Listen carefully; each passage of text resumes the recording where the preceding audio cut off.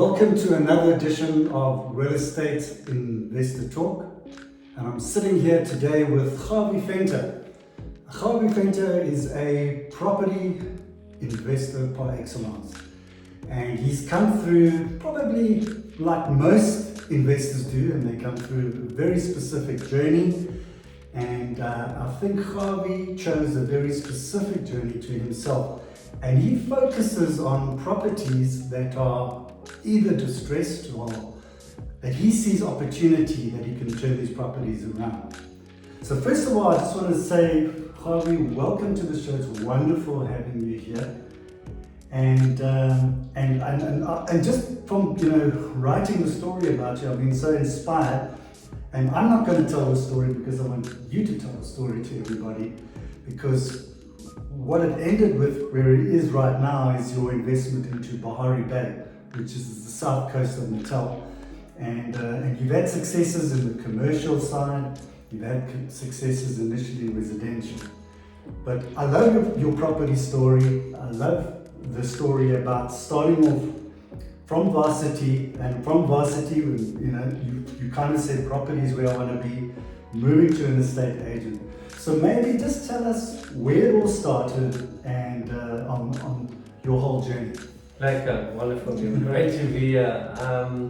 So I think my love for property was birthed around probably the dinner table. Just my mom was an estate agent, and so we sort of got raised on mother's milk and property deals. So that was just a lot of what we spoke about. And after university, I studied B.Rec, and so all my mates, I actually also had articles signed up, and everyone went to do on articles, and as I was about to go, I literally felt like my tie, like this tie around my neck, pulling my throat closed, and I decided not to go that route. So I had the degree, but then I started asking property and selling property in Stellenbosch, and we just bit by bit, grew from there, got an opportunity to invest in a deal, and I was able to flip it. And when I saw what I could make by participating in a deal compared to just selling deals, I immediately put two and two together and realized, okay, I think I'm ready to make that transition, leave the estate agency part behind and start moving into full-time investing. So yeah. Fantastic. What I find quite interesting is a lot of successful property guys like you have a financial background. And I know you didn't want to wear the old school tie, become a CA, which you could have become. But has it helped you? I mean, the numbers, because certainly, the numbers in your game is quite important. Yeah, no, definitely. I do think that almost of every transaction has a tax component to it, and you can structure that better, more efficiently, correctly. It gives you such an advantage. I think from my side, definitely having just that little bit of tax background. I still need to find my auditor, who's actually a mate from class, and just concentrated a bit more than me. But I still, phone him and make sure, because I don't stay up to date with things, but just say, what this, what that. But I think it definitely has a bit of a meaningful impact.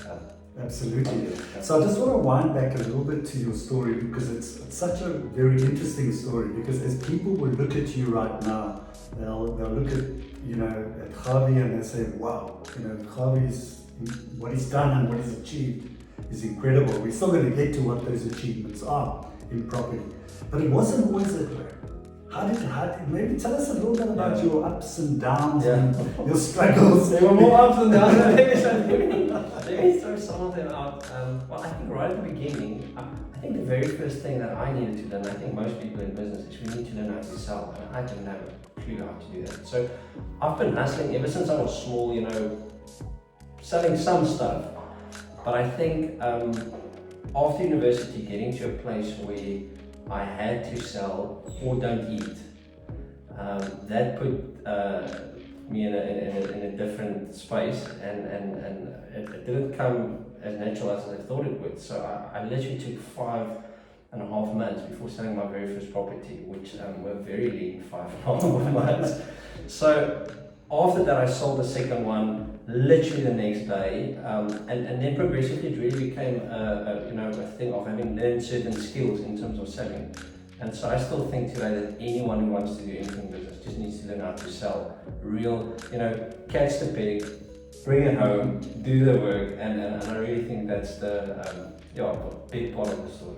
So as an investor, that's just as an estate agent, but as an investor, you're on the opposite side of the transaction.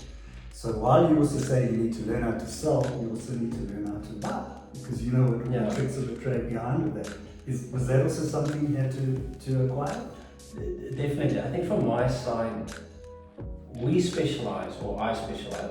I just realized, you have to buy right. If you were not born with a, 100 million or billion rand balance sheet in your birth certificate, where you grew up with, then you have to buy right in order to grow your portfolio. And so I very soon realized, after doing just tons of courses and stuff, that buying the stressed properties has an amazing upside, especially if you can do that turnaround fairly fast, especially already built stuff. And so that's what we specialize in, commercial and residential developments that have that flip upside that you can do. Correct. Because I heard you say courses, which means training, which means education. And so maybe tell us a little bit about that. What kind of courses, what kind of training you did? Because it sounds like you were mentored or trained in a certain direction to learn this stuff. It's not something that you kind of just snack up, but it's a combination of what you've done and learned as an estate agent, but also from other people. So maybe just definitely. So I love to give honor where honor is due, and I mean, so I've really learned so much from Hannes Dreyer. I mean, there's so many guys across the world, and right here in our backs sits Hannes Dreyer, and I've learned so much from him. Just doing all these courses, and just really sort of the heart also behind what he does and stuff. So I mean, I devoured stuff way back when, and even today still. I mean, Rikus knows.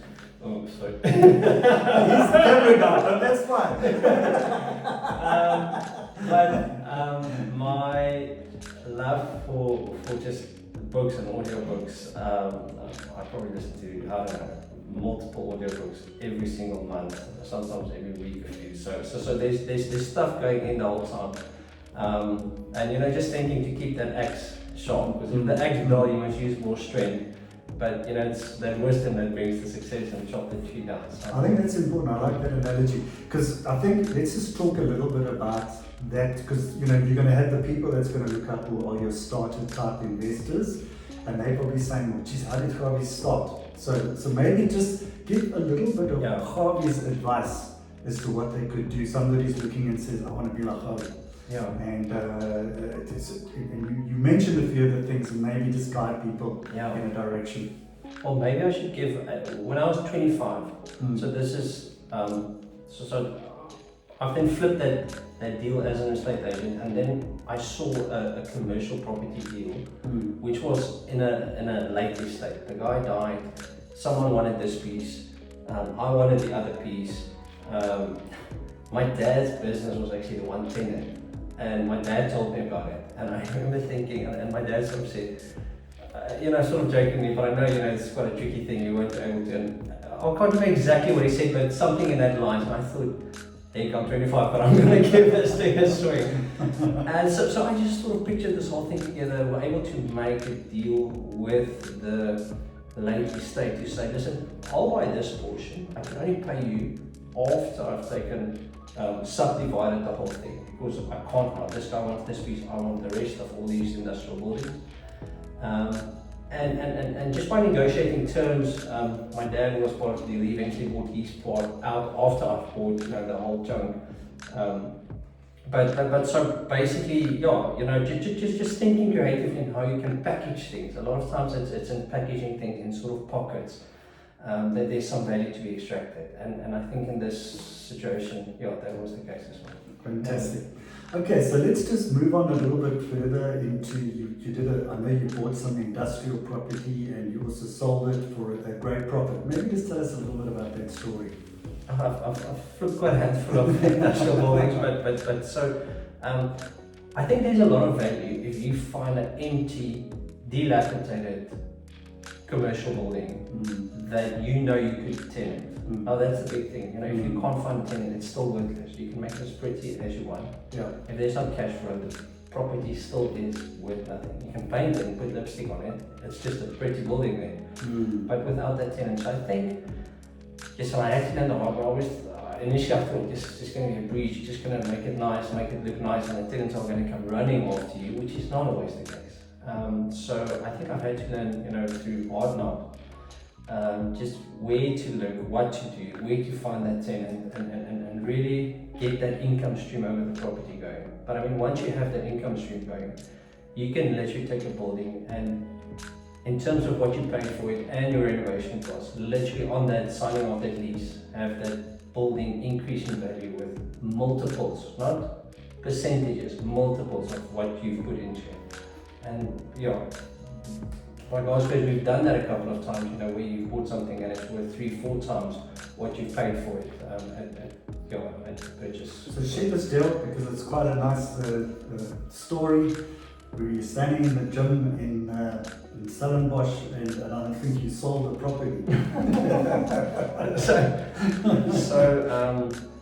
So that property that I bought when I was 25, I think a few years later, I think it was just before I turned 30 or something, I had an offer from the company next door, which is Max Steel, the steel company, and I actually, yeah, and so long and short, I pay now. I mean, back in those days, heck, you know, if you don't have the money, it's still, I bought the property for 200, but then I sold my dad's portion to him for, I think, 90,000. So I paid like 110,000 rand for this thing and gave me 5,000 rand a month rent. For me, that was next level massive.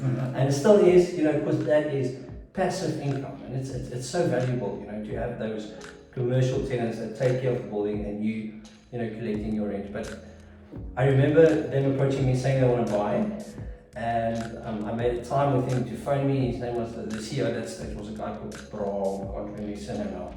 And he said he was going to call me more or less that time, and I thought, okay, I'm a little bit nervous. I'm going to go to the gym, just get a little bit of this out of me, and my cell phone with me. And as I come out of the shower, I just dry, I hear my phone ringing, and I just have my undies on.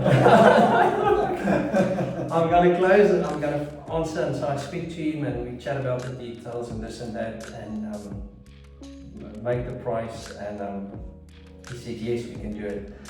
And I remember putting the phone down and just going, yes! in the gym and stuff. So, yeah, I think that was just a fantastic story. Fantastic. Okay, and then thereafter, I know you bought and sold a lot of residential properties, and then you were approached to do a reality show called The Deal. Tell us a little bit about how that happened, because you actually did a real life deal which was filmed as a reality show, and that was in your hometown just outside Orkney. In Clagsthorpe. Yeah. So in Clagsthorpe, you found this warehouse. Tell us a little bit about the background of how that all came about. Yeah. So, long and short, the deal basically just tell the story of what we actually had to do. We had a month to make this building that didn't look good. 1 month. Better. Yeah. Okay, because I mean, if you buy something and it's going to stand there, you can't take 5 months like you normally do. You need to be quick. You need to top it up. So we. And did you have a tenant, by the way? You did have a tenant. But it took quite a bit longer than what we thought it would. I mean, it was not the biggest, metropole booming town, so it definitely took a bit longer than what we thought it would, and we had to weather those months out. So no, absolutely. Well, it's a great story, and that video is available. If you can go to Real Estate Investor, you can actually see the video there. And of course, I failed to mention, of course, Gawie is our master investor for this month as well. So with Gawie, let's move on to the story, because now you wanted to move on to bigger things, because I think you did a lot of stuff, a lot of activity as an investor, and I think you had smaller successes, but I think you started now, you were more ambitious. And I think this is when we started moving into commercial, and I think you looked at commercial buildings, and I think you were presented with a deal to look at a shopping centre. Tell us a little bit about that and how that came about, and what you did when that opportunity came your way. Yeah, so I think we've we have re-tenanted commercial buildings, for more than a decade. I've done commercial or normal property for about 2 decades, and for the last 10 years roughly, we've done a fair share or the bulk of our stuff in commercial property and, obviously also in residential estates. But I think what that specific opportunity was a roughly 10,000 square meter shopping centre. But 4,000 squares was completely vacant. It's the Checkers Centre in Ironburg, in Mpumalanga. And so this deal was on the market for roughly 3 years. All the listed funds looked at it and said, nah, this deal can't work. It's just been empty for so long. And I think what we just sometimes find is, obviously we looked at the deal, saw the Checkers doing really well, recognized, there is an opportunity here because there's enough feet here, but also realized we need to put on our tackies and go and knock on doors and move the streets. And I think sometimes that's what sort of differentiates me and my team. I've got an amazing team around me, is we're willing to get dirty and walk the streets, knock on doors, talk to people, which is what we did. We got the property under contract. It had 5.4 million net income at that stage, and we negotiated a very long due diligence. So we put down a hard deposit, but we said give us I don't know, I can't remember exactly, I think 9 months to close on this deal. And during that time we filled up all the vacancies. We almost doubled the income to over it was over 10 million net income on transfer, and great for me and 2 partners, still own it now. But I think the big thing is really just putting on your tackies and really, you and your team getting out on the ground and connecting with people, making the calls, and not sitting there in a big office in Santa and looking like this deal and saying, no, this can't work. So I think it's almost like engaging with the market and finding out what is the need. Because, and I think that's what you did. It's exactly, you uncovered a need in that area, and just through dialogue and exchange and discussion with people, you got that. And today you still own a piece of that property, right? Yeah, wonderful. And it's giving you good cash flow. And okay, so then of course, let's talk about the big deal, of course, the big one, because of course you've got a commercial deal. And now let's talk about Bahari Bay, which is in the south coast of Natal. Now a lot of people will say south coast of Natal, I'm not sure, the north has done exceptionally well, and obviously KZN. So maybe just give us a little bit of background and how that all came about, and the process that you went through. So Neil, I think when I saw this property, I remember way back when I was in school, growing up in Transvaal, all of us, we just wanted to go to Harvard. There was the spot everyone wanted to go to, and the last 2 decades, the South Coast has not been managed well. Without going political, I'll just say, the infrastructure has not been maintained well, which has led to a very, very big drop in property prices in the area. But nothing of the fundamentals of the South Coast have changed. It's still, in my opinion, the best weather in the entire country. You can ask people in Natal that lives in the North Coast, which weather is better, South Coast, North Coast, say South Coast. North Coast a bit overly humid, South Coast a bit more Mauritius-like, a bit more moderate. Still summer all year round. It's literally Mauritius-like weather. You can go and track it on the graph with Mauritius. It is the place that's the most like Mauritius in our country, and people are looking past it. Okay, that's the one thing.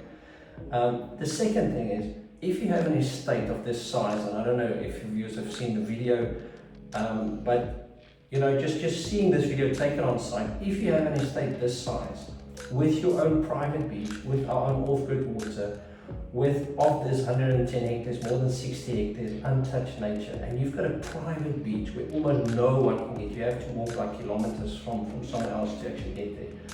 You in a sense have, you've created your own community of South Coast here with all this beauty, most of the plots overlooking the ocean. And I just think being able to buy properties at these prices. Now, both me and you are from the Western Cape. We're sitting here, we're seeing people fight over plots of land for millions.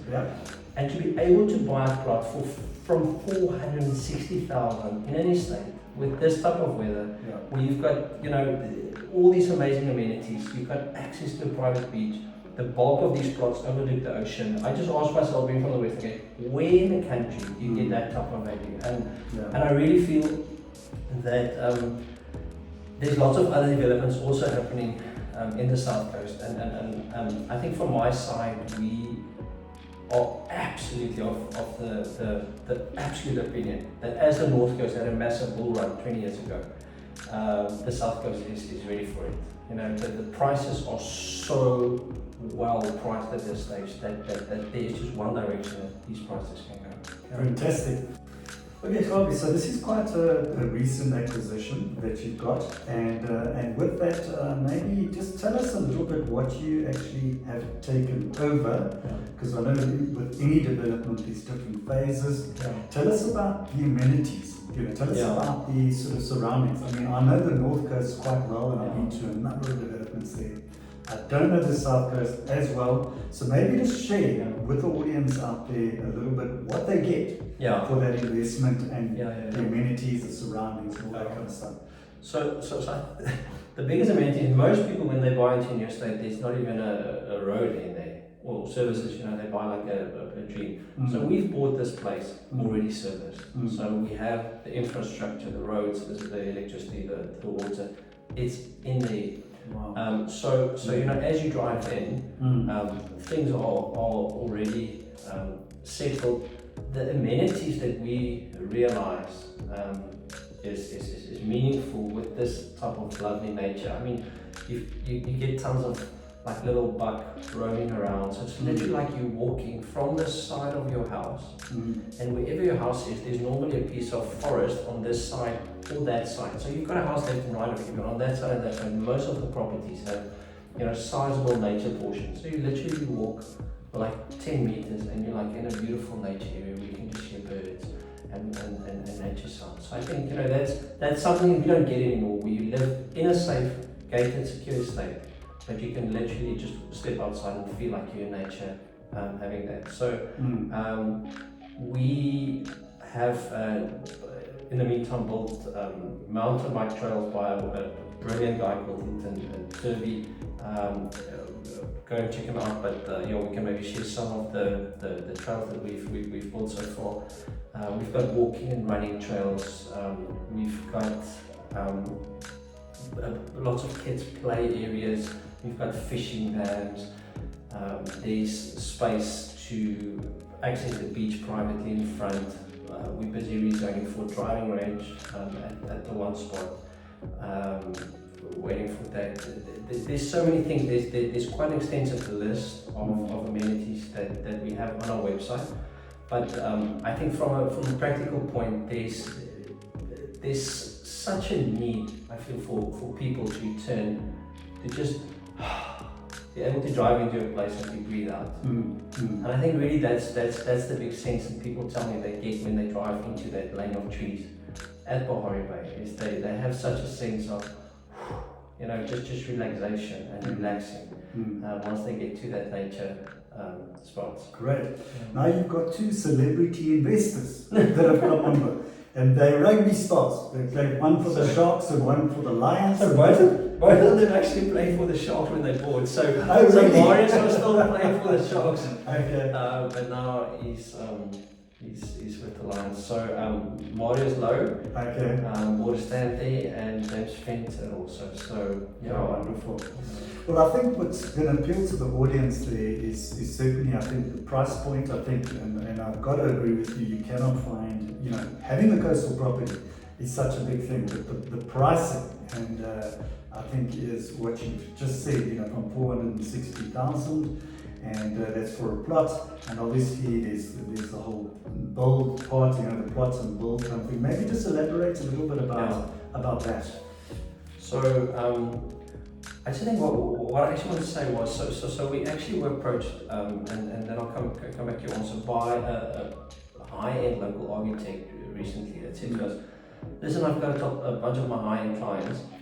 We want to look at two of your streets, your higher streets with some of the high plot prices, in the region of $1 million, $2 million plus, a lot of them, and a lot of them then went on buying double plots because they really wanted to build really big homes. So we were very surprised with the one with the upscale designs and architectural I want to say luxury that these guys came forward with, which made us realize that there's a real need for the luxury component, and for these plots, that's selling, for $1 million plus, almost a plot. So I think from our side we're still very excited about that, because we really, when you stand there, you can see that this place, absolutely screams luxury with these beautiful views. So I think from our side, but what we also wanted to do, we realized, that to get any estate going, you need to have a market, and so we've designed what I think is very, very beautiful homes. 3-bedroom, 2-bathroom unit, selling from 2.9 mil, and then we've got a double-story property selling from 3.5 million. That's inclusive of the land. So so those are also available, and people are welcome to do that, or they can design their own homes within the architectural guide. Okay. So what phase are you in now? Because I know with developments you have phase 1, phase 2. Okay. So maybe just explain a little bit about the phases. So what's nice is pretty much all the roads, we have still at later phases some of the final services coming in, but for the next, the first 206 plots, all the 100% of the services were already in, all the roads and all of that. We are selling in phase 1, we're just over 73% sold out now. We took transfer in December, and we have since transferred, we've sold 54, we've transferred 50 of those now in the last few months. Since taking transfer more than 3 months. Fantastic.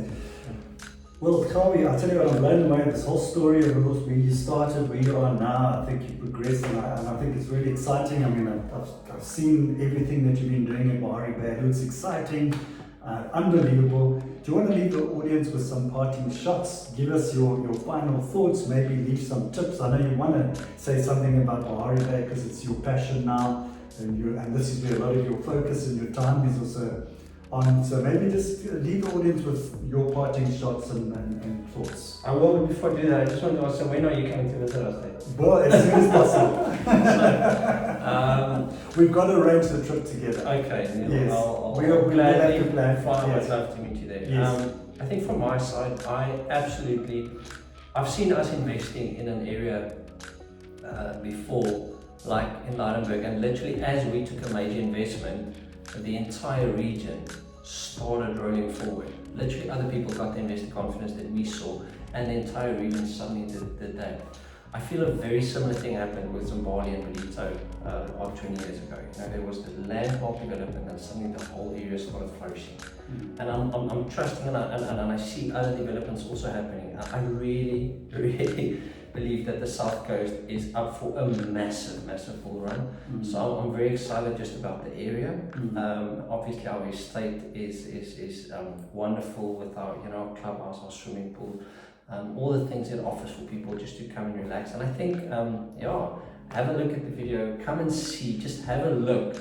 And if you're freezing in winter, just take a plane, book a plane ticket from your Joburg office, and jump on a semi flight and fly. You have to fly to Durban. But if you did, you have to fly to Durban still. But at the moment, you can fly directly from Gauteng straight to Margate Airport, which is like a 30-minute drive to our estate. And I think just come and taste a piece of what winter looks like in the South Coast. If you don't like winter, come and have a taste in June, July, and just come and see it. And I think from my side, I absolutely hate winter. The Western Cape, I'll just say that it is, I still live here. But I think it's just such a unique place to have in our country, where people are flying to Mauritius, paying so much, and I believe we have Mauritius right on our front door. So come and have a look. We look forward to seeing people there. Wonderful, Gawie. It's absolutely wonderful chatting to you. Thank you very much. And I think certainly you've shared some golden nuggets with the audience there, and I think they're going to go back and say, wow. First of all, I've learned a lot from Gawie in terms of becoming a property investor, and second of all, there's a wonderful offering for investors, to get a piece of the action in your development at Bahari Bay. So thank you very much. It was wonderful having a chat with you. Awesome, thanks.